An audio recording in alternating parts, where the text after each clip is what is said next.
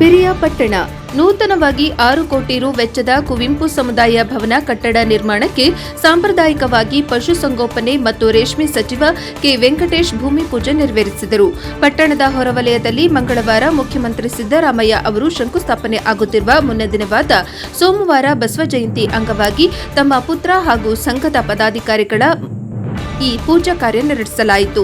ಮಂಗಳವಾರದ ಮುಖ್ಯಮಂತ್ರಿ ಕಾರ್ಯಕ್ರಮಕ್ಕೆ ಹೆಚ್ಚು ಸಂಖ್ಯೆಯಲ್ಲಿ ಆಗಮಿಸಿ ಕಾರ್ಯಕ್ರಮ ಹಾಗೂ ಶಂಕುಸ್ಥಾಪನೆ ಮತ್ತು ಉದ್ಘಾಟನೆ ಕಾರ್ಯಕ್ರಮಗಳನ್ನು ಯಶಸ್ವಿಗೊಳಿಸುವಂತೆ ಕ್ಷೇತ್ರದ ಜನತೆಗೆ ಮನವಿ ಮಾಡಿಕೊಂಡರು. ಈ ಸಂದರ್ಭದಲ್ಲಿ ಸರ್ಕಾರದ 5 ಗ್ಯಾರಂಟಿಗಳ ಅನುಷ್ಠಾನ ಸಮಿತಿ ತಾಲೂಕು ಅಧ್ಯಕ್ಷ ಕೆವಿ ನಿತಿನ್ ವೆಂಕಟೇಶ್, ಕಾಂಗ್ರೆಸ್ ಪಕ್ಷದ ಪ್ರಧಾನ ಕಾರ್ಯದರ್ಶಿ ಬಿಜೆ ಬಸವರಾಜ್, ಕಾನೂರು ಗೋವಿಂದೇಗೌಡ, ಶ್ರೀನಿವಾಸ್ ಕುಂಚಪ್ಪ ಕಾರ್ನಾಡ್ ಸೇರಿದಂತೆ ಹಲವರು ಪಾಲ್ಗೊಂಡಿದ್ದರು.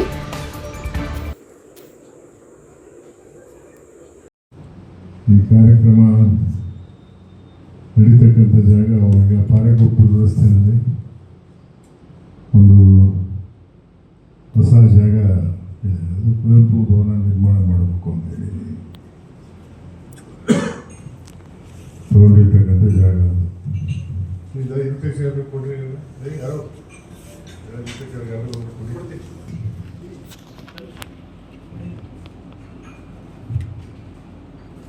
ಅವತ್ತು ಭಾಳ ಪ್ರಮುಖವಾದಂಥ ಅನೇಕ ಕಾರ್ಯಕ್ರಮಗಳು ನಾವು ಭಾಳ ಕಾಲದಿಂದ ಮಲ್ಲಿಕಾರ್ಜುನ ಸ್ವಾಮಿ ಬೆಟ್ಟಕ್ಕೆ ರಸ್ತೆ ಆಗಬೇಕು ಅಂತೇಳಿ ಭಾಳ ಒತ್ತಾಯ ಮಾಡ್ಕೊಂಡು ಒತ್ತಾಯ ಇತ್ತು.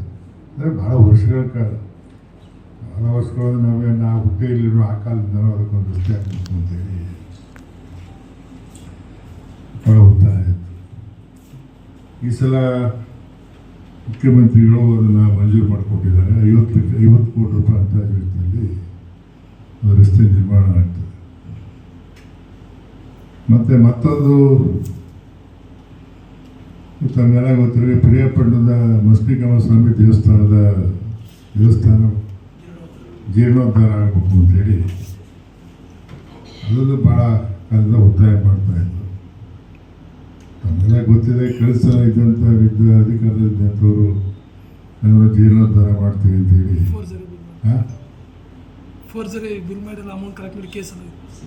ಅಷ್ಟೆಲ್ಲ ಡೀಟೇಲ್ ಹೇಳಕ್ಕೆ ಹೋಗೋದಿಲ್ಲ.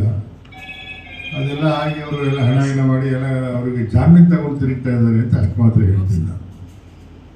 ಅವರೆಲ್ಲ ಏನು ಮಾಡಿದ್ರು ಅವರೆಲ್ಲ ಈಗ ಜಾಮೀನು ತಗೊಂಡು ತಿರುಗ್ತಾ ಇದ್ದಾರೆ. ನಾವು ಸಾರ್ವಜನಿಕರಣ ಅಂತೇಳಿ ಅದೇನೋ ದುರುಪಯೋಗ ಆಗಿದೆ ಅಂತೇಳಿ ಕೇಸ್ ಆಗಿದೆ, ಅದು ಜಾಮೀನು ತಗೊಂಡು ತಿರುಗ್ತಾ ಇದ್ದಾರೆ. ಬಟ್ ಈಗ ನಾವು ಅದು ಯಾವುದೂ ಇಲ್ಲ.